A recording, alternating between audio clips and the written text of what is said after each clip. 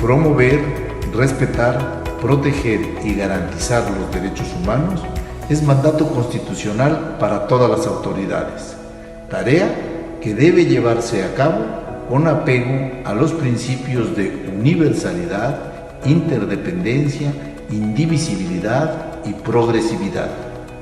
En la Comisión Estatal estamos convencidos de que la capacitación es la base para prevenir cualquier acto de autoridad que vulnere los derechos humanos. Cuando esto sucede es porque hemos llegado tarde. Por ello, la CDH tiene como propósito incorporar la perspectiva de derechos humanos en la administración pública de los 3 órdenes de gobierno. Las leyes por sí solas no son suficiente garantía de respeto a los derechos. Se requiere de políticas públicas que atiendan de raíz el desarrollo integral de la persona humana, con el propósito de difundir los derechos humanos y los mecanismos nacionales e internacionales de protección.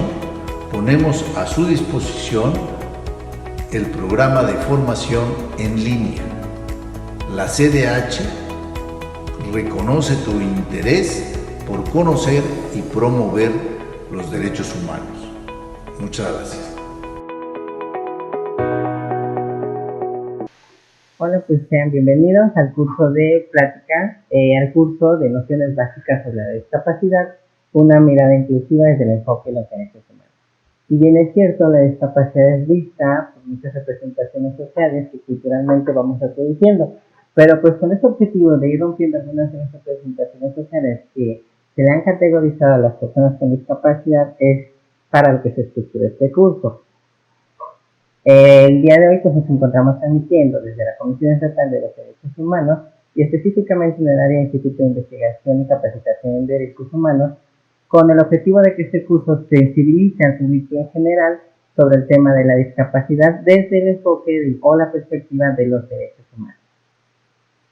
Me gustaría empezar con esta pequeña frase de María del Carmen Azuara, que dice: no es la discapacidad lo que hace difícil la vida, sino los pensamientos y las acciones de los demás. Es una pequeña frase pues para empezar a motivar y a reflexionar lo poco o mucho que vamos a abordar en este curso.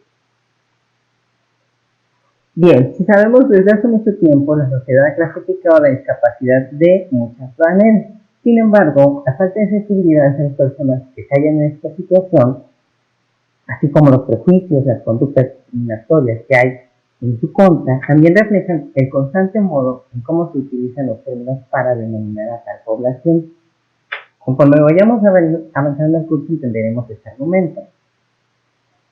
Ante esta situación, en la Comisión Estatal de Derechos Humanos que trabajamos, específicamente en el caso de personas con discapacidad, pues se han establecido diferentes acciones en la agenda de trabajo para generar programas de divulgación sobre los derechos humanos de las personas con discapacidad y la toma de conciencia de las autoridades, así como de la sociedad en general, para propiciar una mayor inclusión y disminuir las actitudes discriminatorias que las personas con discapacidad sufren. En este sentido, ¿cuál es el objetivo general del curso? Primeramente, pues es sensibilizar a las y los participantes sobre las limitaciones que conlleva tener una discapacidad, así como los obstáculos que estas personas en situación de vulnerabilidad confrontan ante las acciones, antes de las actitudes, pero en comportamientos discriminatorios de la sociedad. A lo largo de esta pequeña charla, este pequeño curso, pues el contenido con el que vamos a arrancar es precisamente partiendo de ese interrogante de qué es la discapacidad. Seguido de ello vamos a aterrizar el tema de la discriminación y las representaciones sociales sobre la discapacidad. Posteriormente hablaremos sobre la población de discapacidad, es decir, cuántas personas hay en México con discapacidad y los tipos de discapacidad que hay. Posteriormente hablaremos sobre los derechos humanos e inclusión de las personas con discapacidad, para finalizar con un marco normativo de los derechos humanos de tal población y su no discriminación. Me gustaría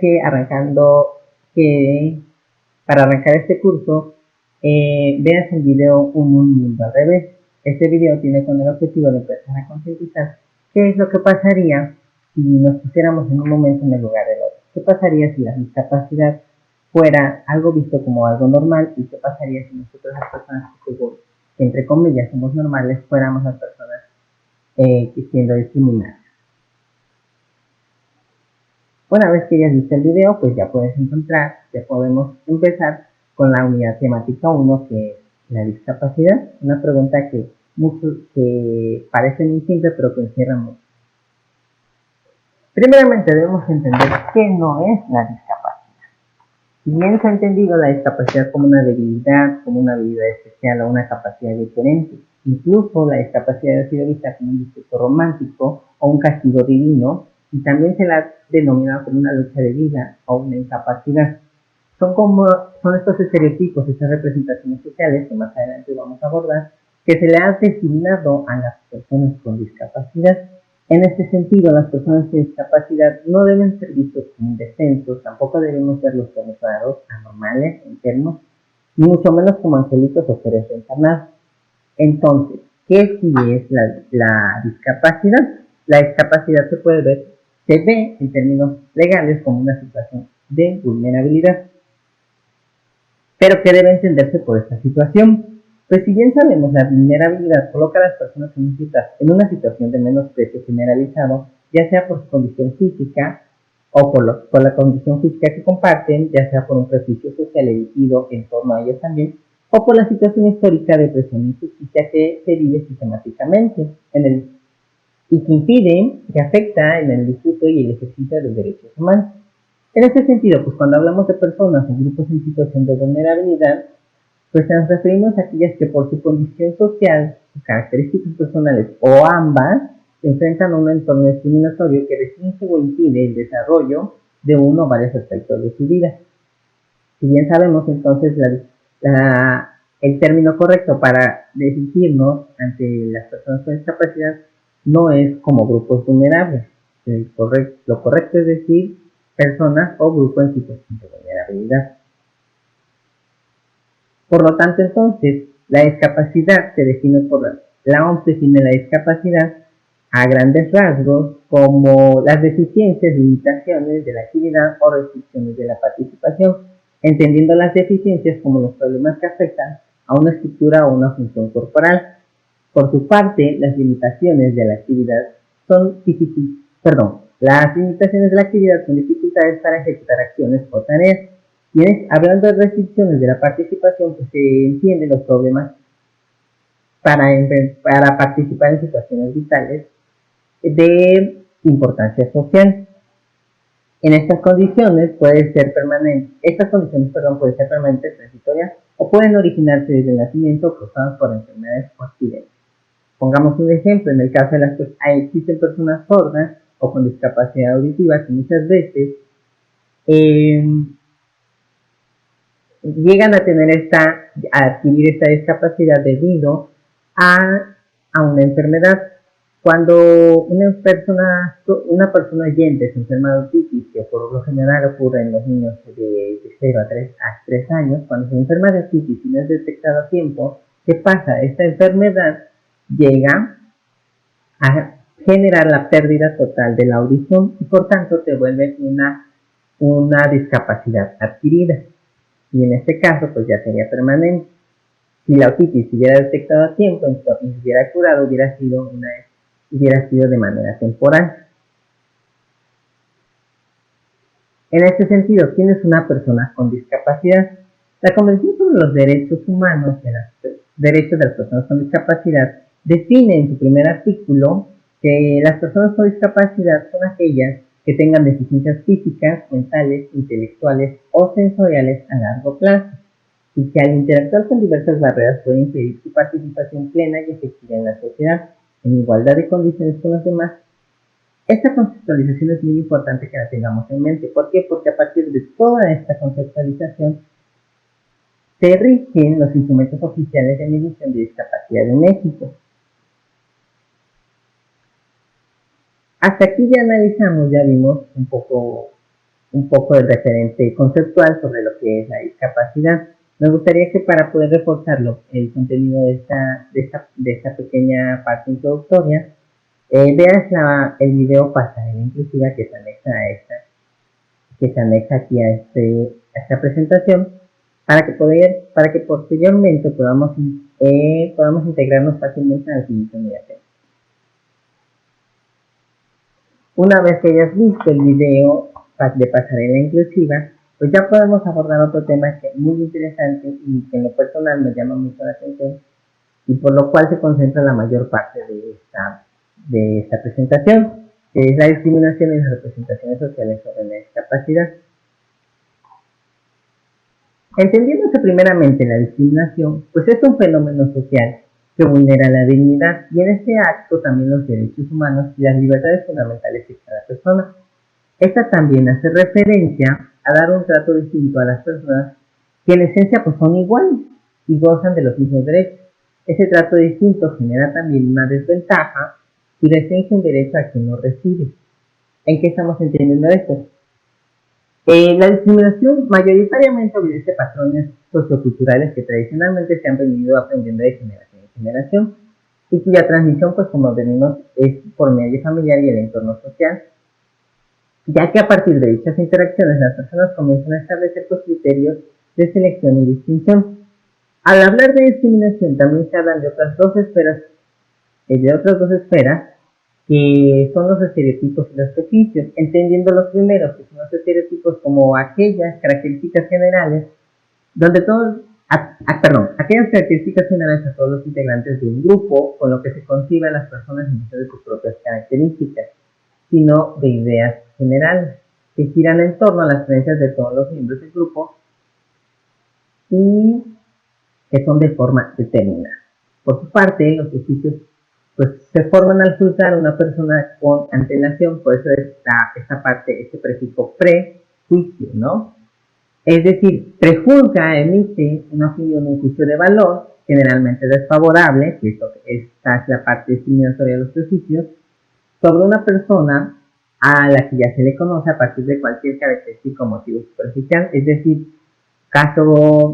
un ejemplo muy común es cuando empezamos a ver a una persona y empezamos a ver cómo se viste, cómo se comporta, y sin necesidad de tratarla, pues empezamos a estar diciendo estos prejuicios y muchas veces decimos, es que me cae mal sin ni siquiera conocer a las personas y te preguntan, ¿pero por qué te cae mal?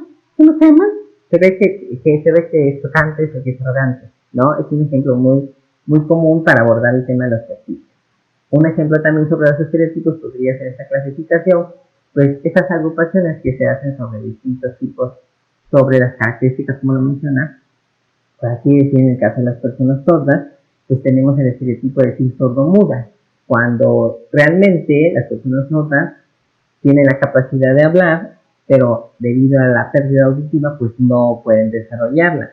Y este estereotipo de decir sordo-mudo surge precisamente porque está la idea, la característica de que no pueden hablar. Ahora, entendiendo esta parte de la discriminación, es importante abordar también las representaciones sociales, que se engloban como estas teorías, metáforas o redes de ideas, o imágenes. Estas redes de ideas se acompañan muchas veces de emociones y prejuicios.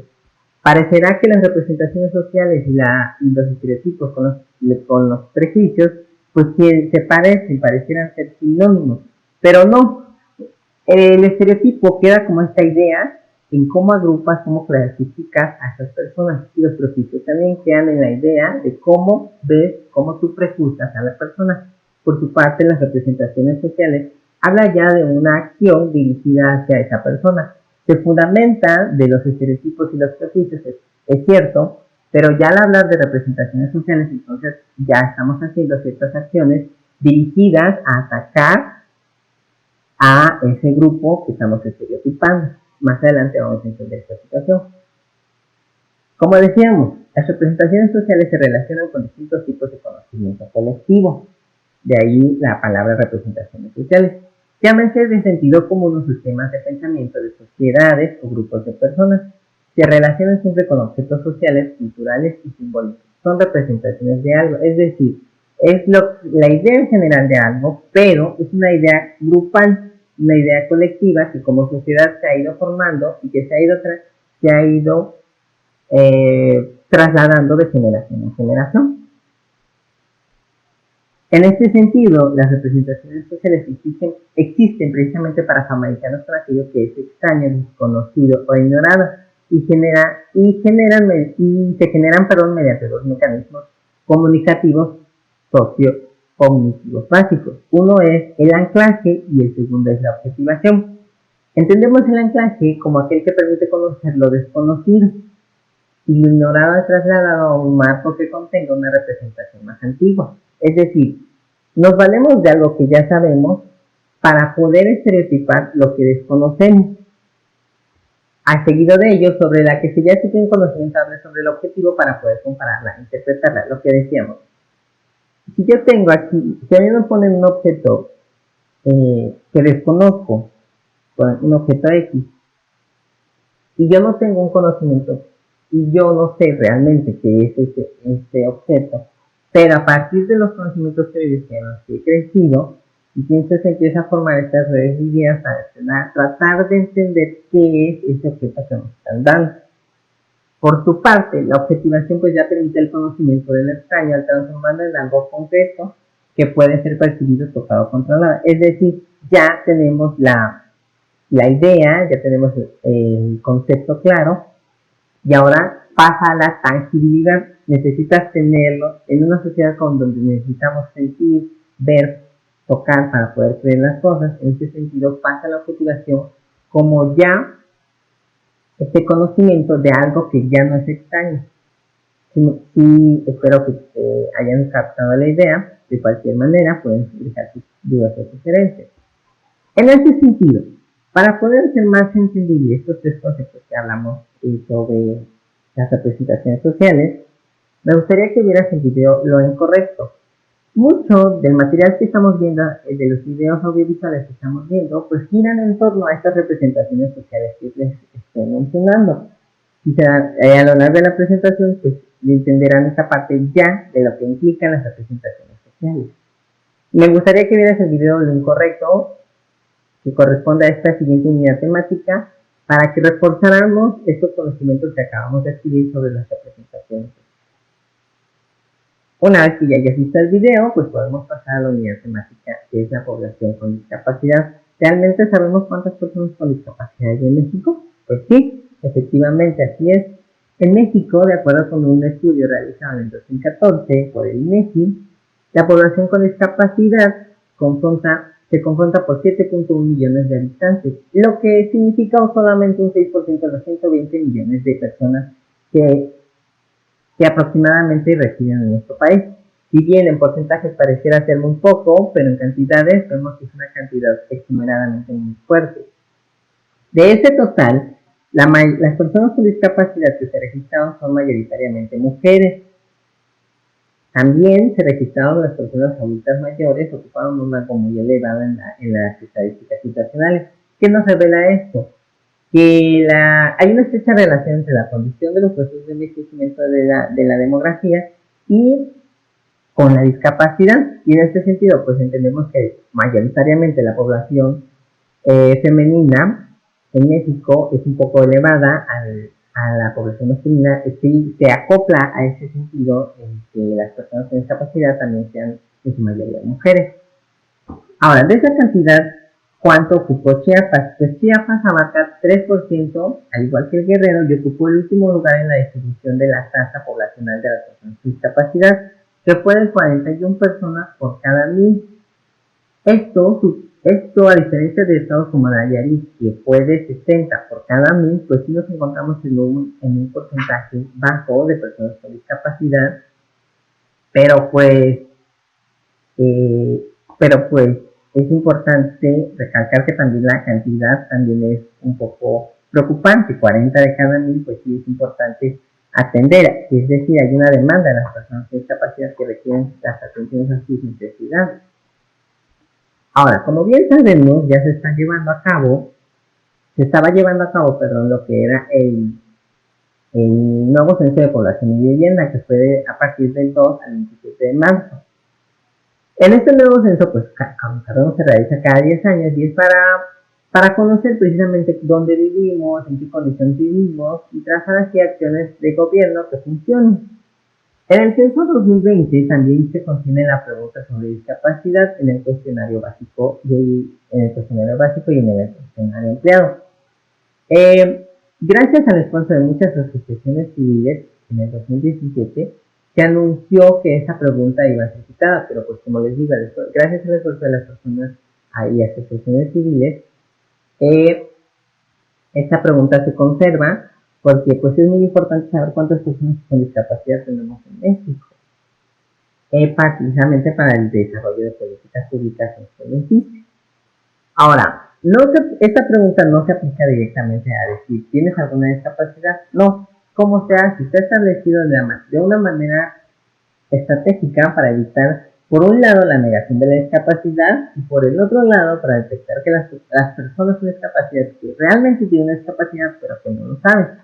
Si puedes ver, aquí está el ejemplo de cómo se desarrolla esta pregunta. ¿Cómo se debe responder esta pregunta? Primeramente, si una persona con discapacidad, vamos a poner ejemplo de una persona con discapacidad. Si una persona con discapacidad visual, si una persona con discapacidad visual tiene discapacidad visual, deberá contestar que tiene poca, mucha o no puede ver aún usando lentes. Si la persona es mayor y se le dificulta subir o bajar las escaleras o caminar, habrá también que decirlo.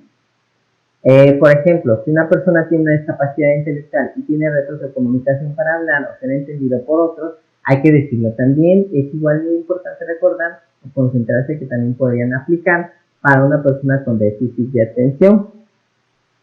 También se incorporó otra pregunta que, aunque no es ideal en términos de derechos humanos, porque realmente como tal está planteada, dice, ¿tiene algún problema o condición mental? Esa pregunta pues sí merece ser estructurada desde el enfoque de los derechos humanos, pero pues el objetivo de esta pregunta es precisamente precisamente detectar si la persona con discapacidad tiene autismo, síndrome de Down, esquizofrenia, entre otros, ¿no? Y esta solo se responde por sí o no. Ahora, si una misma persona presenta varias dificultades, también hay que mostrarlas, hay que reportarlas, hay que reportar también la causa de la discapacidad, es decir, por la edad avanzada, por un accidente, una enfermedad o si la discapacidad es congénita.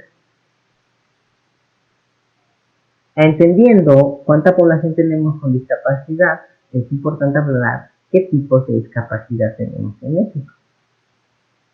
Hablar de la discapacidad pues, como fenómeno complejo incluye muchos componentes de igual importancia y que no puede reducirse solamente a un esquema muy simple. Sin embargo, para lograr este primer acercamiento a las características de cada grupo de las personas con discapacidad, pues se utiliza la extensión de las deficiencias señaladas por la Convención de la ONU. En este sentido, la ONU clasifica 4 tipos de discapacidad: la discapacidad física, la discapacidad intelectual, la mental o psicosocial y la discapacidad sensorial. Esta se relaciona precisamente con los 5 sentidos, que es olfato, gusto, vista, oído y tacto, que las que mayor presiden este tipo de discapacidades pues son la visual y la auditiva.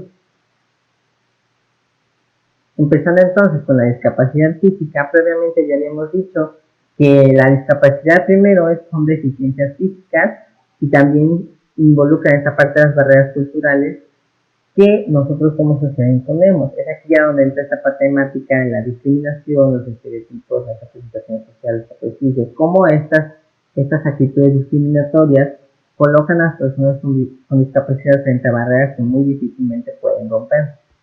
Entonces, entendiendo la discapacidad física, podemos tomar como ejemplo la secuela por poliomielitis, la artritis, la parálisis cerebral, la lesión medular, también la espina bífida y amputaciones, así como las personas de talla baja.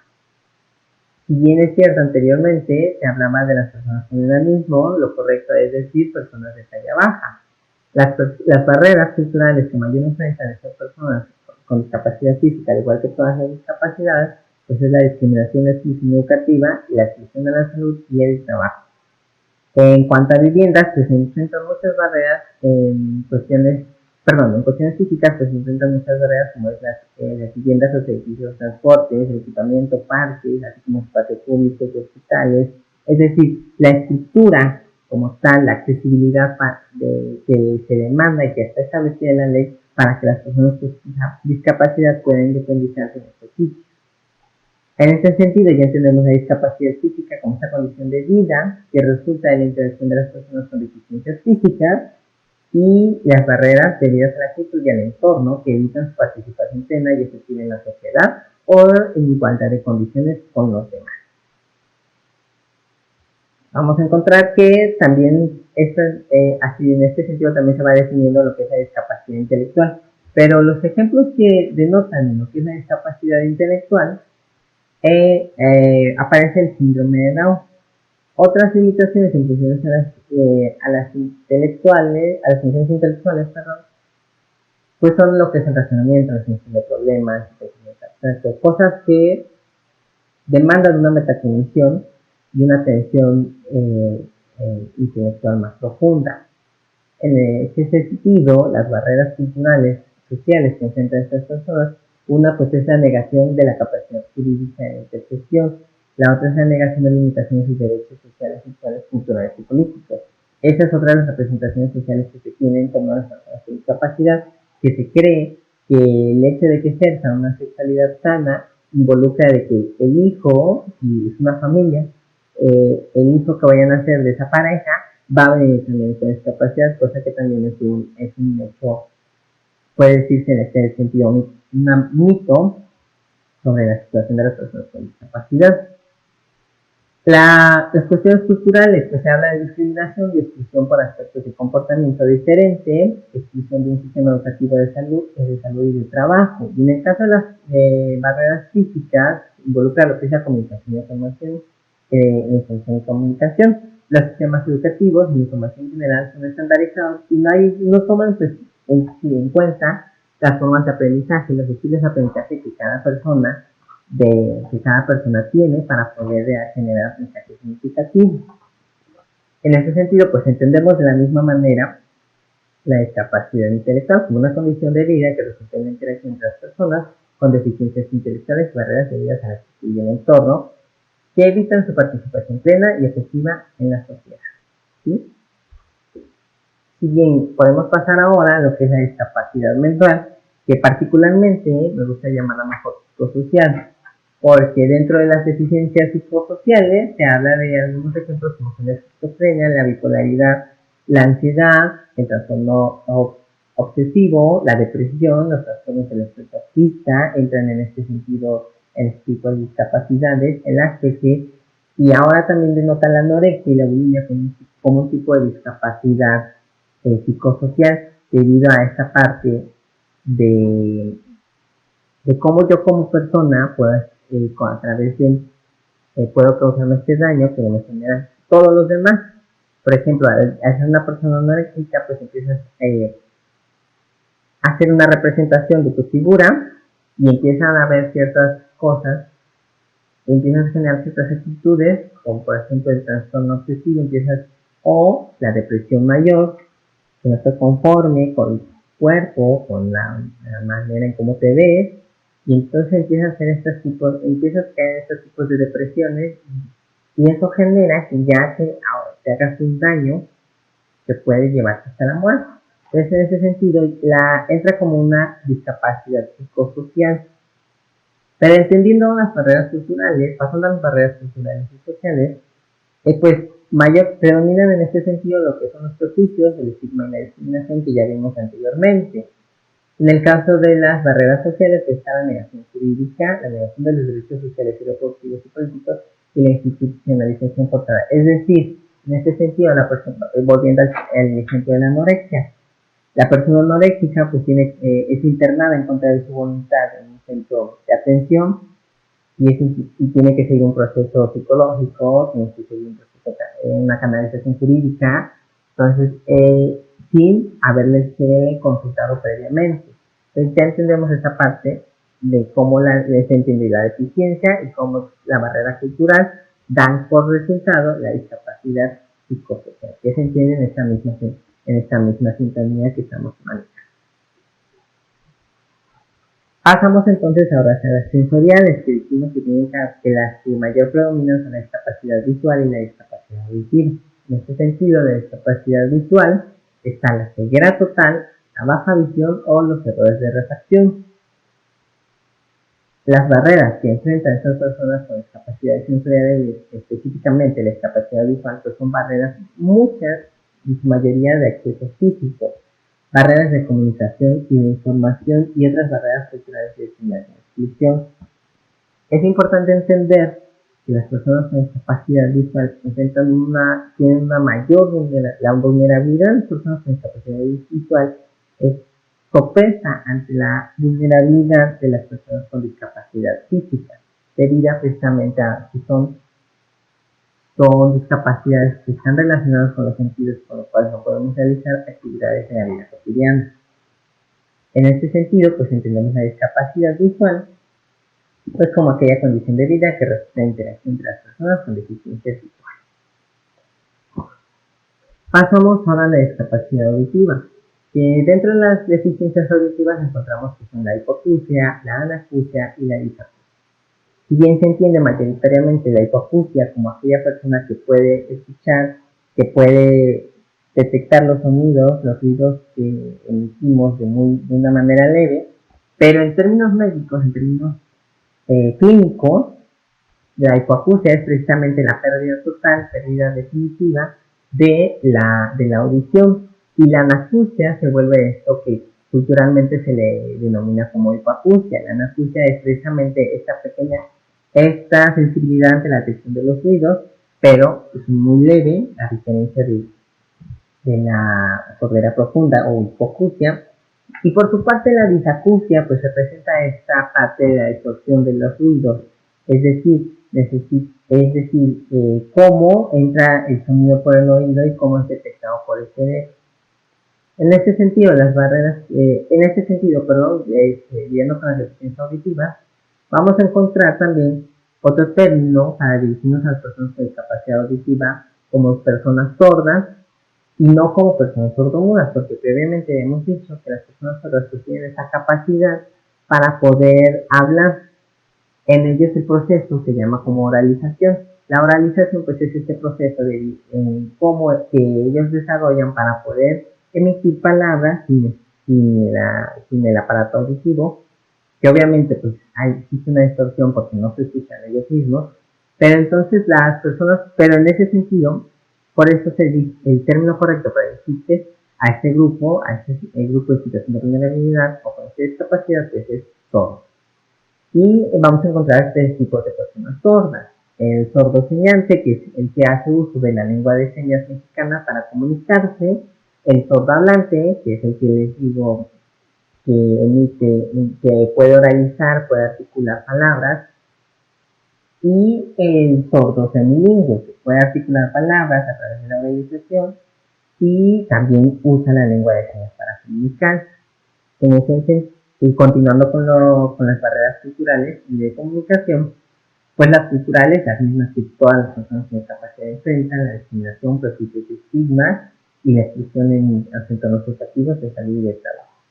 En cuanto a comunicación e información, lo que mayor predomina es la comunicación oral y escrita, la inaccesibilidad en la comunicación oral y escrita para que las personas para que este grupo pueda comunicarse. Esto se debe a que la mayoría también no sabe leer y escribir. Ese es otro problema. Muchas de las personas no saben leer y escribir. Y en el mejor de los casos se comunican o se informan por medio de la lengua de señas o con apoyo de un intérprete. Es importante recalcar que, por ejemplo, la persona sorda, si bien no puede leer y escribir, pero si hace uso de su lengua nativa, puede existir esta comunicación a través de esta cadena comunicativa entre el intérprete, la persona sorda y la persona oyente. Y volvemos a lo mismo. Entonces la discapacidad auditiva se define como esta condición de vida que resulta de interacción de las personas sordas, ¿no? Teniendo en cuenta ya estos panoramas que ya vimos del tipo de discapacidad, podemos abordar entonces ahora cuáles son los derechos humanos y su inclusión a la sociedad. Para ello, pues vamos a empezar hablando de qué son los derechos humanos. Y como se sabe, la Comisión Nacional de Derechos Humanos define a este conjunto como prerrogativas inherentes a la naturaleza humana, cuya relación efectiva resulta indispensable para el desarrollo integral del individuo que vive en una sociedad jurídicamente organizada. Estos derechos están establecidos en la Constitución y en las leyes también se reconocen y se garantizan por medio del Estado. Ahora, ¿cuáles son las características las características fundamentales de los derechos humanos? Precisamente una, que son universales, es decir, se extienden a todo el género humano en todo tiempo y todo lugar, sin importar condiciones históricas, geográficas, de raza, sexo, edad o situación concreta en la sociedad. También son inherentes a la persona humana, es decir, son innatos a la mujer, al hombre, lo que implica que son debidos por su propia naturaleza. Y son progresivos, se encuentran sujetos a un constante desarrollo y evolución, puestos que los derechos humanos constituyen un mínimo de prerrogativas susceptibles de expansión. Es decir, en este sentido son progresivos porque van cambiando conforme a las particulares de cada época, para que podamos definir mejor. También se dicen que son interdependientes, y al hablar de interdependencia se dicen que son complementarios e inseparables y que pretenden concretar o rechazar cualquier jerarquización entre los diferentes tipos de derechos o la exclusión de alguno de ellos. Es decir, en pocas palabras, todos dependen de ellos. También se dice que son inalienables y esto se debe a que su titularidad no es sociable, ni enajenable o transferible, pues se trata de la categoría o de bienes que se encuentran fuera del comercio. Finalmente se dice que son imprescriptibles, es decir, no se extinguen con el paso del tiempo, sino que son de goce permanente. Entendiendo entonces las características de los derechos humanos, ahora sabemos en dónde se encuentran los derechos humanos en nuestra vida cotidiana. Pues en todos los lugares, en pequeños lugares, en nosotros o nosotras, en lugares tan próximos, tan pequeños que no parecen en los mapas. Por eso son lugares que conforman, que conforman el mundo de todas las personas, la comunidad en que se vive, la escuela, la universidad, el campo, la oficina, todos esos lugares en los que el hombre, mujer y niña, adolescente, adulto mayor y todas las personas en general buscan el acceso a la igualdad de oportunidades ante la ley y sin discriminación. Volviendo entonces a esto de la dignidad, que protegen nuestros derechos humanos. Precisamente nuestros derechos humanos lo que protegen es nuestra dignidad y todos los elementos que giran en torno a ella, como es la vida, la seguridad, la libertad, la salud y la igualdad, así como la educación. Particularmente las personas con discapacidad tienen un mayor peso en su inclusión, protege su inclusión y que este término de inclusión se basa en los principios de equidad, de igualdad de oportunidades, de accesibilidad, de no discriminación, así como de justicia social y transversalidad. Más adelante entenderemos estos principios por los cuales se rige la inclusión de las personas con discapacidad y que está fundamentada en la Ley General de la Inclusión de las Personas con Discapacidad. Entonces, ¿en dónde se encuentra garantizada la inclusión de las personas con discapacidad? Pues como ya dijimos, en la Ley General de Inclusión de las Personas con Discapacidad, específicamente en su artículo 4, en donde se establece que todas las personas con discapacidad gozarán de todos los derechos que establece el orden jurídico mexicano, sin distinción de origen étnico, nacionalidad, género, edad o trastorno de talla, condición social, etcétera, ¿no? Todas estas cuestiones también de preferencia sexual también engloban, o cualquier otra característica propia de la condición humana o que atente contra su dignidad. Las medidas contra la discriminación también tienen como finalidad prevenir o corregir que una persona con discapacidad sea tratada de una manera directa o indirecta menos favorable que otra que no lo sea en una situación. Bien, me gustaría que para entender ya esta cuestión de los derechos humanos, esta pequeña parte introductoria sobre los derechos humanos, los fundamentos, lo que sustentan el ejercicio y la acción de los derechos humanos, Me gustaría que vieras el video. Todas y todos tenemos los mismos derechos y hagas este ejercicio de análisis en donde vas escuchando la voz y vas relacionando con las señas que los intérpretes van haciendo en el lapso del video, en donde describen los 30 derechos que se establecen en la Declaración Universal de los Derechos Humanos. Te dejo con el video para poder pasar a la siguiente nivel. Entonces, entendemos ahora el fundamento propio de los derechos humanos. Pasemos ahora a lo que es el marco normativo para defender esos derechos humanos de las personas con discapacidad y para promover su no discriminación.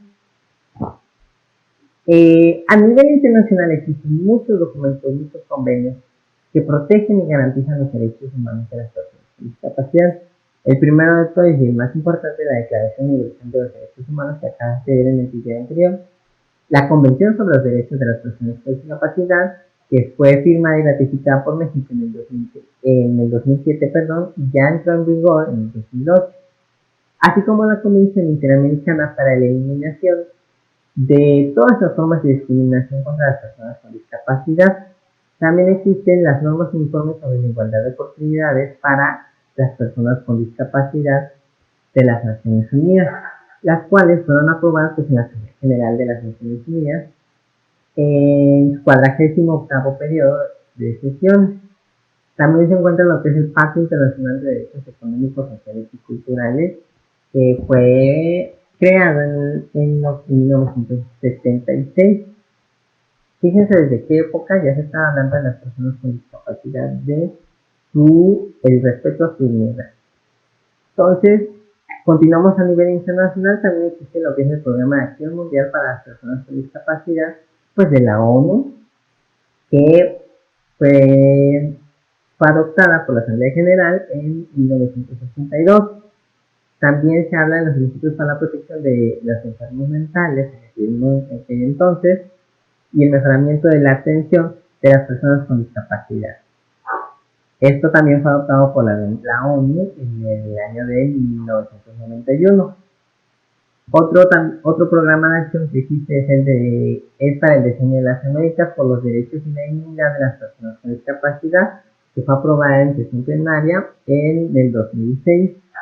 La resolución ECD 47R1, que habla sobre la discapacidad, prevención, rehabilitación en el contexto del derecho al disfrute del más alto nivel posible de salud física y mental y de otros derechos relacionados.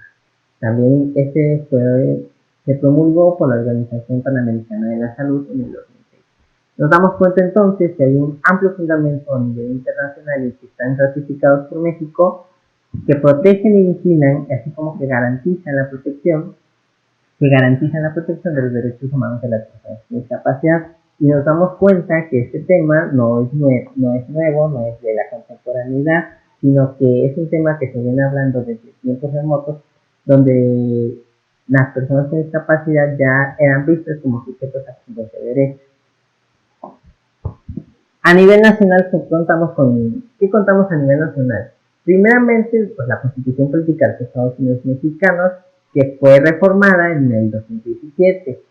También contamos con la Ley de Institutos Nacionales de Salud, que fue reformada en el 2015, la Ley General de Inclusión para las Personas con Discapacidad, nuevamente creada en el 2011 y reformada en el 2015, y la Ley de Asistencia Social, en su última reforma publicada en el 2014, así como la Ley General de Desarrollo Social, específicamente en su artículo 3, fracción 7, que fue reformada en el 2016, y finalmente pues la Ley Federal para prevenir y eliminar la discriminación, reformada en lo que fue en el 2016.